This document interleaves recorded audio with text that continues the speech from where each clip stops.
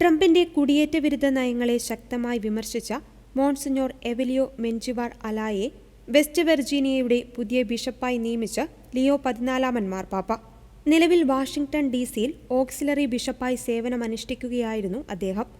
L സാൽവഡോറിൽ ജനിച്ച monsignor മെൻജിവാർ Ayyala 1990-കളിൽ നിയമവിരുദ്ധമായാണ് അമേരിക്കയിലേക്ക് കുടിയേറിയത്. പിന്നീട് അദ്ദേഹം 2 പതിറ്റാണ്ട് മുൻപാണ് അമേരിക്കൻ പൗരത്വം നേടിയത്.